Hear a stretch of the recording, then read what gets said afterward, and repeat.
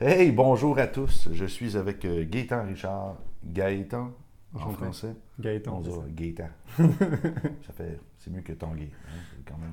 Mais c'est un nom de famille au Québec, les Tanguay. Avez-vous ça chez vous? Non, Non? OK. on a Tanguy, mais on n'a pas de Tanguay. OK. Tanguy. Je sais pas pourquoi.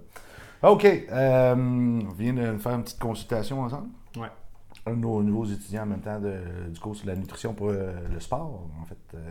Alors voilà, tu es supposé venir pour pratiquer des techniques, enseigner dans le cours, mais pas eu le temps de le faire parce qu'il est en visite en France. Un Français en visite en France. ça arrive.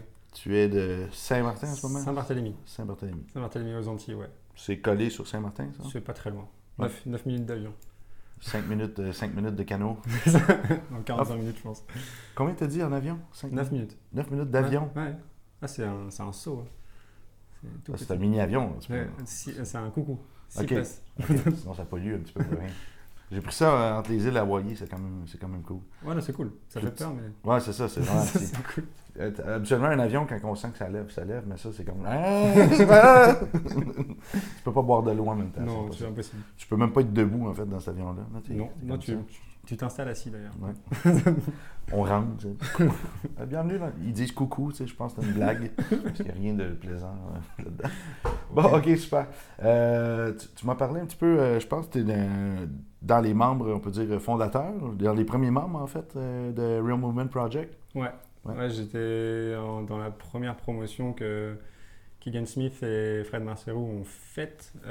C'était un mentorat à l'époque. Là, ça a un peu évolué avec Real Movement, mais Mhm. ouais, j'étais dans les premiers. Donc c'est un gros comment dire, réservoir de connaissances que Fred Marcerou, qui est lui préparateur physique à l'Union Bordeaux-Bègles, en top 14, nous donne en fait. C'est hyper riche et c'est beaucoup de partage. Bah, c'est ce qui a amené aussi à ce que je rencontre Nicolas, Mhm. et, grâce à Romain Roche notamment. Et beaucoup de partage. Ça fait un gros réseau en France et qui est lié aussi du coup à l'Australie assez rapidement avec Egan Smith. Et je pense que ça va se développer au fur et à mesure. Bah, ça se développe déjà beaucoup puisqu'on est plus de 60 préparateurs physiques maintenant qui sont reliés Mhm. avec des ostéopathes et des kinésithérapeutes aussi. Et du C'est coup, important d'avoir des thérapeutes toujours dans le sport. qui sont ouverts d'esprit. Ouais. Très important. Aussi. Donc une super, c'est une petite famille quand même qui est hyper importante parce que ça nous permet d'avoir une vision hyper élargie et partout où on ira en France après on pourra, et même aux Antilles ou au Québec peut-être, Mhm. on pourra, Pourquoi pas? s'associer à des gens. Ouais, c'est hyper chouette comme moment. C'est un peu le but d'échange que je fais comme là. Tu sais, j'ai absolument rien à gagner à faire ce partage. On partage. Chic type, super cool. Je connais plusieurs des autres membres de Real Movement Project. Alors, je crois que c'est intéressant d'ouvrir la porte à ça. Peut-être les gens du Québec ou on a plein de gens maintenant dans la francophonie aussi à l'Institut. Puis, qu'est-ce qui se passe? C'est qu'on devient un petit peu une plateforme, en fait, Exactement. de référencement. Puis, il faut parler de ces beaux projets-là que je trouve super. Moi, personnellement, bon, je suis plus trop dans le sport. Je suis dans le sport encore pour les traitements. Je m'occupe d'athlètes, de trucs comme ça. Faute de temps pour m'entraîner moi-même. On y va, par exemple, tantôt, là. C'est ça. Dans 40 minutes. Pas longtemps. Je vais me prendre une grande raclée au gym. Mais c'est ça, j'ai 3 jours que je peux m'entraîner ce mois-ci. Yeah, on va le faire, les 3 C'est jours le cas, collés. C'est ça. Parlant de ça, parlant de gym, tu as un petit projet en ce moment? Ouais, j'ai un projet que j'espère va se concrétiser, d'ouvrir du coup ma structure à Saint-Barthélemy aux Antilles. On va avoir des réponses sous peu normalement. Et donc pour ouvrir un studio de coaching qui sera orienté donc, sur la préparation physique, mais aussi sur la santé en général, notamment avec les techniques qu'on peut apprendre avec l'Institut Neuroperformance. Mais voilà, vraiment une vision très holistique en fait de la performance et de la vie en fait tout simplement, avec que ce soit l'aspect nutrition ou l'aspect mouvement tout simplement. Beaucoup inspiré avec Real Movement grâce à Keegan et Fred. Et puis voilà, donc très élargi et très ouvert sur beaucoup de choses et toujours en train de... On va essayer de faire évoluer tout le projet à chaque fois, chaque année un petit peu plus, grâce aux formations qu'on peut avoir, comme les tiennes par exemple. Merci. J'ai entendu dire, je crois que c'est Romain Roche, d'autres coachs, il y a un gros, Guillaume Canson aussi, Ouais. gros intérêt envers un peu l'aspect communautaire. c'est pas seulement le sport, c'est des gens qui veulent bouger, mais d'un côté qui veulent bien manger, qui veulent faire un retour un petit peu, on peut dire, à la terre, au mouvement. Ouais, Guillaume, il est très, très orienté sur ça. Il a acheté une ferme en plus dans le nord de la France. OK. Et, je crois que c'est Keegan qui a commencé à Keegan fait ça déjà en Australie, ouais. OK. Donc moi, c'est un projet que j'aimerais faire à l'avenir. Là, c'est pas le projet actuel, mais c'est un truc que j'aimerais faire, me rapprocher vraiment de la terre. À Saint-Barthélemy, c'est un peu compliqué pour l'instant. On se rapprochera plus de la mer avec les poissons que de la terre, parce que c'est un peu plus compliqué de cultiver.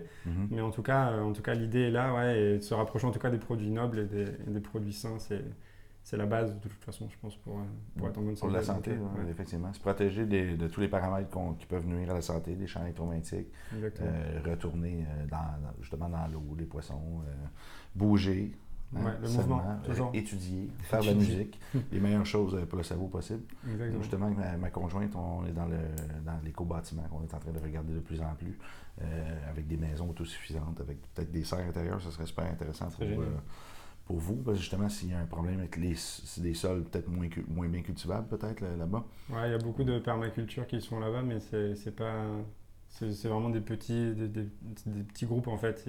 C'est compliqué de le développer, et puis de toute façon, l'île est toute petite, donc on ne peut pas l'agrandir.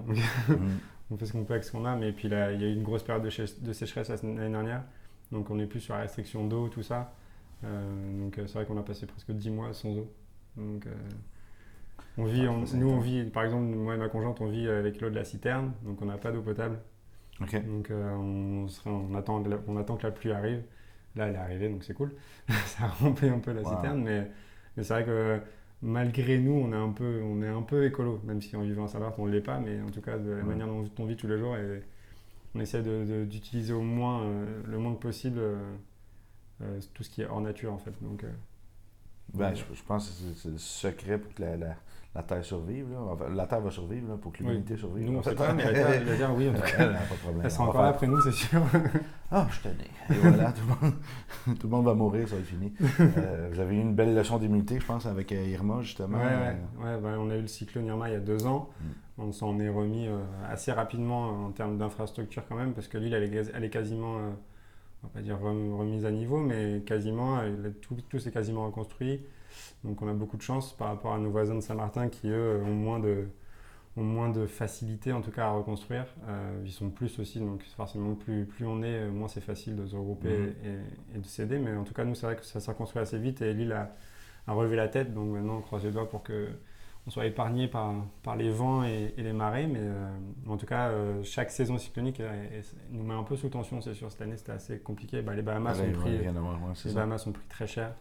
Donc on peut que comprendre ce qu'ils ont vécu, même si c'est encore un autre cyclone et bien différent. Mais chacun son île, et c'est vrai que c'est... Chacun son cyclone? C'est ça, ouais. Malheureusement, j'aimerais bien qu'il y en ait moins, mais ça fait partie des Caraïbes, il y en a toujours eu, donc c'est comme ça. Faut faire avec. On sait où on met les pieds en tout cas, donc si on sait où on met les pieds, après il faut vivre avec. Je vous trouve courageux quand même. Non, mais de toute façon, si on veut pas y rester, après il y a des avantages à vivre au soleil, mais il y a aussi des désavantages, c'est sûr. Donc, exact. On fait comme on peut. S'il y avait un endroit parfait sur Terre, tous les riches y seraient déjà. Puis ils y sont déjà. C'est ça. Personne ne peut y aller. Ouais, eux autres sont là-bas, mais des fois, ils ont 2 maisons. Hein. Bien sûr. Le cyclone qui s'en vient, on va aller ailleurs. Puis... Exactement. C'est un petit peu plus simple comme ça. Il faut s'y prendre un peu à l'avance quand même. C'est ça. Toi, tu t'es fait réveiller, je crois, avec un toit qui arrachait. Ou... Ouais, on a la maison dans laquelle on était, le toit est parti, les portes sont parties, les fenêtres sont parties. Donc, les animaux se baladaient dans les airs. Il restait plus que les murs. Mais bon, on est encore là. Tant mieux. J'ai eu la chance et la malchance, je peux dire, de m'occuper d'environ une dizaine de personnes qui ont vécu ce déluge-là à Saint-Martin. Puis, croyez-moi, c'est pas un truc que personne n'a envie de vivre. Ça laisse des marques émotionnelles assez... On a travaillé dessus. Bien profondes. Puis, on peut pas se permettre on peut pas rationaliser des trucs comme ça. Moi, je suggère un peu, comme je t'ai dit, une séance d'hypnose pour libérer l'inconscient. Parce que ces cochonneries-là, même si consciemment, tu sais que tu vis sur une île, il y a du soleil, il y en a toujours eu. Ça, c'est ton cerveau rationnel qui veut ça. L'autre cerveau qui te constamment travaille pour toi, c'est ton inconscient. On l'appelle l'inconscient, mais en fait, on devrait l'appeler le supraconscient parce qu'en fait, il gère plus de 96% de ce que tu vis, donc toutes tes fonctions vitales. Puis lui, il est constamment présent en ce moment à te dire peut-être quelque chose peut arriver. Peut-être quelque chose peut arriver. Puis lui, ben, c'est lui qui va faire que tu peux te coucher puis tu peux te réveiller justement avec des sursauts, des Comme conneries. c'est arrivé l'autre jour. Exactement. Donc, cet inconscient-là a besoin d'être nettoyé, puis il y a des gens qui sont très compétents là-dedans. Puis c'est pas, on parle pas d'hypnose de spectacle, là, de gens qui vont faire la poule sur une table. Là. On parle de gens qui vont respecter ce que vous avez vécu. Puis le processus d'hypnose, on est conscient, ou on s'endort, ou on est comme dans une autre phase de conscience. Une conscience que on reçoit plus qu'on envoie, puis... Fait que lui, il suggère des trucs en rapport, je dis lui en parlant de l'hypnothérapeute, là, où il va suggérer des trucs à l'inconscient, mais en vous amenant dans une phase, une profondeur en fait de conscience. C'est-à-dire, la conscience est en surface, on va baisser, puis on devient une zone qu'on est plus susceptible à la suggestion. Fait que là, il va te suggérer un endroit que tu te sens bien, tu te sens calme. Et puis c'est une façon un petit peu d'évacuer ces déchets-là qui restent dans l'inconscient. Puis qui vont dicter la conscience éventuellement. Parce que cette peur-là va toujours refaire surface éventuellement. Comme moi, je t'avais parlé quand je suis resté coincé dans un ascenseur. Ouais.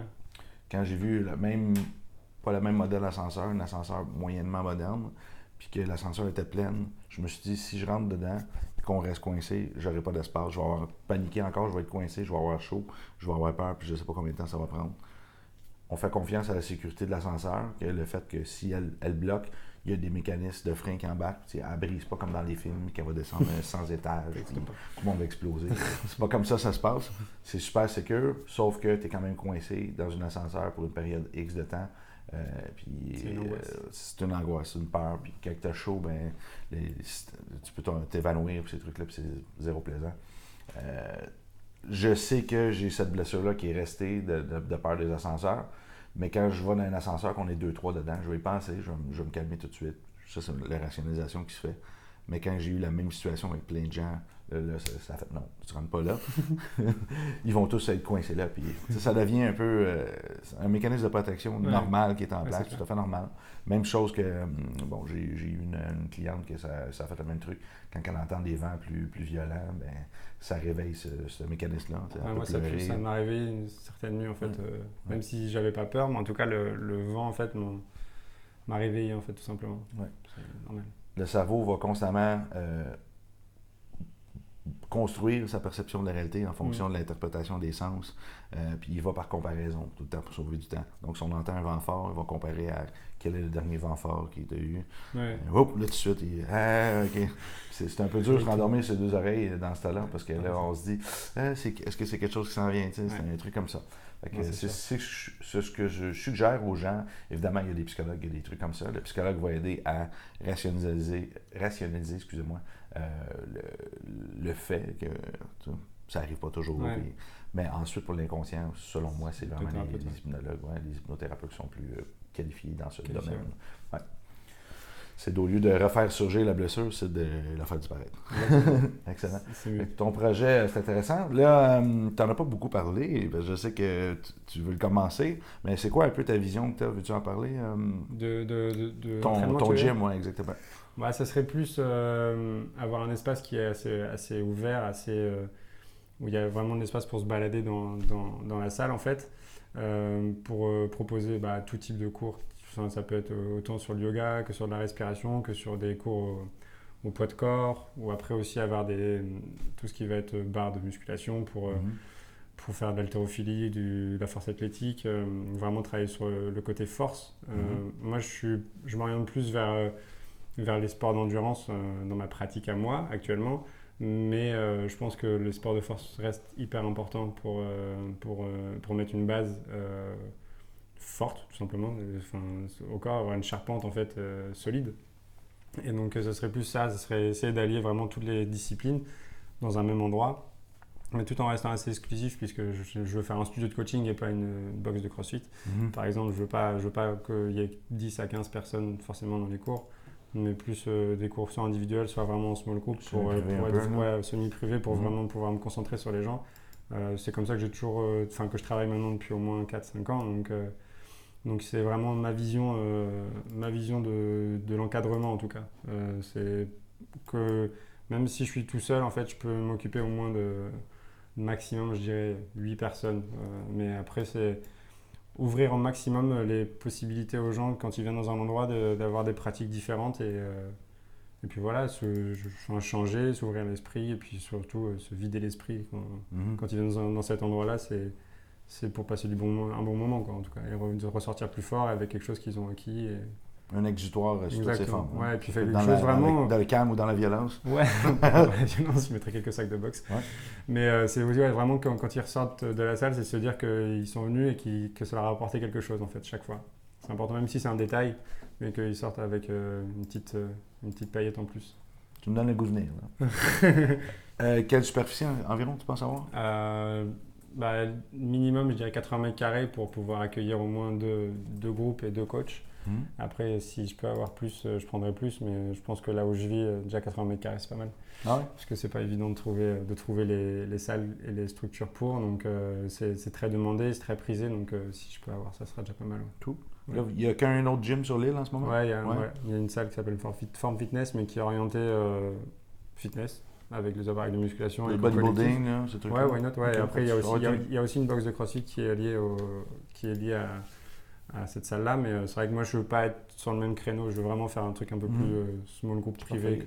Il y a de la place pour les deux.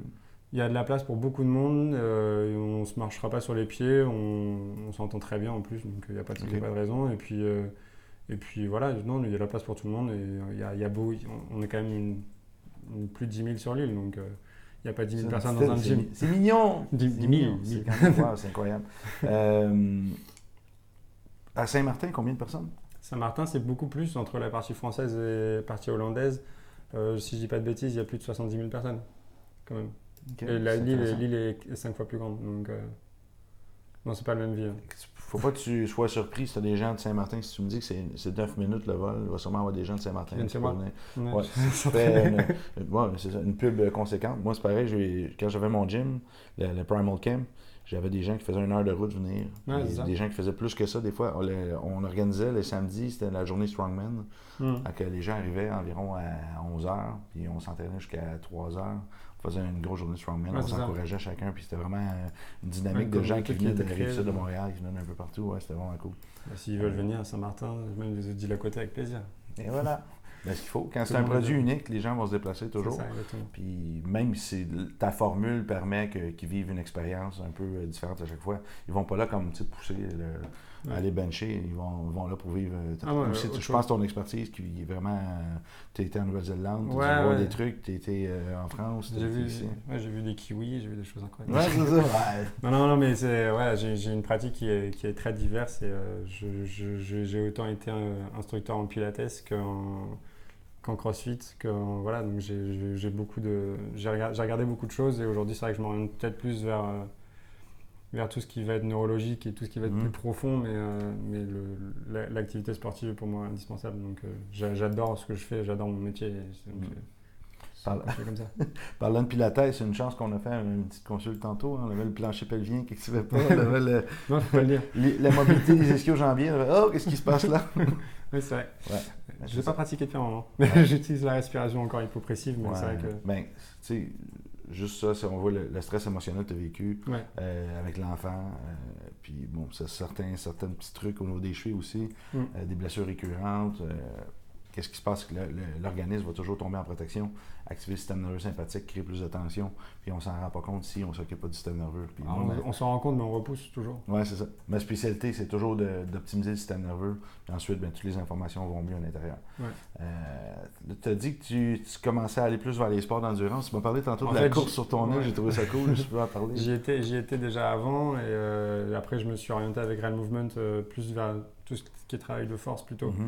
Ce qui m'a beaucoup intéressé, mais c'est vrai que ça me manquait un peu l'aspect endurance, parce que j'ai aussi des amis qui sont restés là-dedans, qui font des ultra-trails de plus de 160 km. Les ultramarathons, j'y suis pas, peut-être un jour. Mais en tout cas, du coup, je vais faire une petite expérience à la fin du mois avec un trail en Guadeloupe. Puis on va croiser les doigts pour que ça se termine. Que ça se passe bien, on va dire. Ça, tu disais 3500 mètres de dénivelé. Ouais, sur 60 km. Et puis l'objectif, si possible, c'est d'aller faire un coucou au Québec après, en juillet prochain, avec une course, la Québec Mega Trail, qui est fait. OK. Ouais, on a quelques débiles aussi au Ouais. Québec. Du coup, j'aimerais bien aller rencontrer les débiles du Québec. J'en Donc, connais un. Je peux t'en ça va. présenter au moins deux. Plaisir. Excellent. Donc voilà, ouais, aujourd'hui c'est ça, avec plus de travail sur le poids de corps. Mais en tout cas, j'ai hâte de reprendre les barres entre les mains. Et voilà, je m'oriente. Enfin, je garderai toujours ce côté multidiscipline qui est important pour moi, en fait. Toucher à tout. Peut-être pour les parents, je peux dire, tu t'occupes de combien de ton enfant, j'imagine? Ouais, On en peut plus, laisser ouais. elle-même. Ouais, j'espère, ouais. Un enfant de 14 mois, puis il est allé courir l'autre fois, il l'a fait d'un coup, parce qu'il veut se préparer pour la Super Trail. Ouais. Tu as fait un 4 heures de course, tu dis, Ouais, je suis parti à 4h du matin. Ouais. C'est ce que je fais, en fait. J'ai lu un livre qui s'appelle Miracle Morning. Mm-hmm. Je sais pas si tu as entendu parler. Ouais, moi, j'ai pratiqué le 5 a.m. Club. Là, un peu. Ouais, il est pas mal. Et donc, en gros, je me levais à 4h30 depuis 3 semaines, là, et du coup, je suis parti courir à 4h du matin une fois, en faisant le tour de mon île, du coup, 32 km. donc ouais, du coup, je suis arrivé, la petite était juste réveillée. Donc, c'est parfait. Top. J'ai pour le petit déj. Elle était fière de son papa. T'as passé du temps pour toi, puis ça, c'est super important aussi. En fait, c'est ça, c'est que je me suis rendu compte depuis un an qu'en fait, quand on n'est pas nouveau parent et qu'on veut s'occuper vraiment de son enfant, en fait, on travaille, on vit avec l'enfant et nous, on s'oublie un peu, quoi. J'avais lu 2 livres en un an. Et là, j'en ai lu 3 en 2 semaines. Ouf. Donc voilà, c'est plein de choses qui font que il faut pas oublier qui on est et ce qu'on veut faire de notre vie. Et puis de toute façon, c'est que bénéfique pour notre famille. Donc parfois, on reste figé sur une idée et on fonce tête baissée, sauf qu'en fait, c'est pas la bonne solution. Et il faut juste ouvrir un peu les yeux. Donc, mais c'est les enfants, ça change la vie, c'est sûr. Ouais. En bien. Il y a du bien et il y a du moins bien. Mais non, que du bien, je dis que du bien. Voilà. Si elle voit cette vidéo un jour, il faut dire que je dis que du Voilà, bien. c'est trop top! J'adore ces couches-là, J'adore tellement les sucrées. Peut-être pas sucré. Oh! T'as bu 5 litres d'eau ce matin-là? Ouais. Dans la journée, je sais pas combien, mais c'est vrai que j'ai bu beaucoup pendant la course parce qu'il fait très chaud là-bas. Et je me suis pas mal déshydraté. Donc c'est pour me préparer un peu justement au trail. Je sais pas trop comment ça va se passer, mais ils ont dit qu'il fallait partir avec 5 litres sur le dos. Donc j'imagine qu'on va en boire une bonne dizaine, je pense. Dans le cours Nutrition pour athlètes, on t'a mis Nutrition pour le sport. On t'a mis une section pour créer ta propre boisson électrolyte. Génial, parce que je cherchais les trucs. Prends pas de Gatorade. Non, Gatorade, je suis désolé, les entreprises, Gatorade, Powerade, mais non. Ça déshydrate finalement au lieu d'hydrater. Tu vas comprendre ça, pourquoi on a mis plusieurs pages sur le sujet, ça va te permettre de t'aider. C'est top. Quand tu auras ta petite boisson, tu feras hashtag Insuline Performance. Je mettrai. Ouais, c'est ça. Nutrition pour le sport. C'est ça. À la fin, je suis pas sûr d'être assez lucide pour te montrer la photo, mais. Non, mais là, c'est cool parce qu'on a créé la map, j'avais dit dans INP Public, le groupe Institut de Performance Public. On a créé une map de tous les thérapeutes. Il y en aura un dans les Caraïbes. Non, mais c'est ça, c'est top, c'est notre premier. Alors, félicitations. Il y en aura d'autres, c'est sûr. Comment tu penses, on va finir avec ça, comment tu penses gérer ton horaire un peu bébé, affaires, entraînement? Parce que là, tu sais que quand tu vois ton commerce d'ouvert, tu ne pourras plus partir à 4h30 le matin. En fait, on a un principe de base avec ma compagne, c'est notre choix. Chacun fait comme il veut, mais nous, c'est la priorité en fait. C'est tout ce qu'on fait en fait, c'est on veut s'occuper d'elle en fait personnellement parce qu'on a une vision de l'éducation de l'enfant et tout ça qui est la nôtre. Mais en tout cas, on veut s'en occuper et on veut pas que ce soit une nounou qui s'en occupe toute la journée ou quoi, ou qu'elle aille à la crèche. Donc du coup, en fait, on a la chance. Moi, j'ai la chance de plus avoir de patron depuis un moment et ma compagne non plus. Donc on arrive en fait à s'organiser parce qu'elle a travaillé plus sur la nutrition et sur l'élaboration de plats pour des clients. Et moi je travaille donc du coup avec mes clients, mais du coup on arrive à fonctionner avec nos horaires. Il y en a un qui la garde, l'autre qui la garde à chaque fois, on alterne. Donc pour le gym, ça sera simple, si personne ne peut la garder, elle viendra faire un peu de barre et puis tant pis. Non, mais on va s'organiser pour et c'est sûr que c'est différent, c'est sûr que l'implication sera différente, mais en tout cas ce qu'on veut toujours c'est qu'elle soit au centre de notre projet en fait, pour pas oublier que, parce qu'on est très famille et on pense que le développement des futures générations se passe par l'éducation qu'on donne à nos enfants. Et donc à ce niveau-là, c'est sûr que c'est pas facile, surtout sur cette petite île où on vit, mais en tout cas, je pense que rien n'est impossible. Donc je pense que si on fait le nécessaire pour tout allier entre le travail et la vie de famille, je pense que tout est possible. Ça prend la planification. Si on a le sourire le matin au réveil, c'est qu'on a réussi. On est dans la bonne voie. Et pour l'instant, on l'a. Merci, jeune homme. Bon succès. Merci. Puis, aussi, j'imagine. Bienvenue pour avoir planté le premier drapeau INP dans les Antilles. C'est pas le dernier. Ouais, c'est ça. Bye bye.